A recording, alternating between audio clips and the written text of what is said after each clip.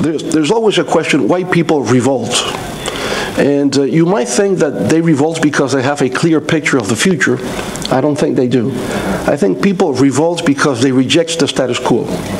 And because they reject the status quo is the motivation to revolt. And only the leaders that have a vision about the future can come up with a program as a roadmap to construct and build that future. And perhaps that is sometimes what is lacking. You know, people are very emotional in rejecting authoritarianism, violation of human rights, of human dignity. That can bring us all together. But afterwards, after the emotions are gone, after romanticism is over, and we have to rebuild from scratch, leadership is required there. And that leadership, working hard and working in direct connection with the different sectors of society, with an inclusive vision, it will take time.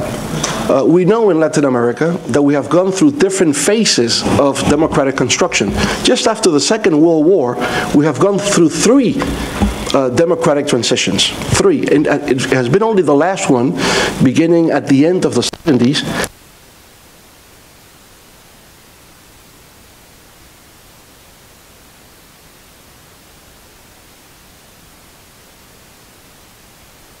that we have had sustained democracy in our nations.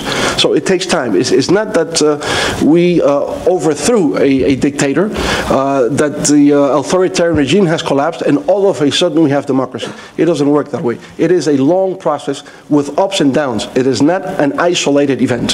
So I think this is the major, I would say, experience that we have in Latin America, and also different ways of proceeding into a democratic transition.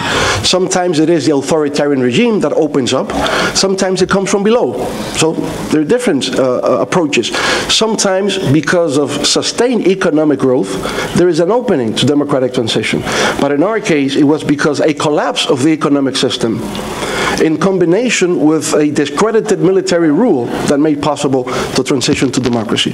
So finally, there is no one size fits all. There's no one lesson for everybody. You have to learn through your own experiences. Thank you.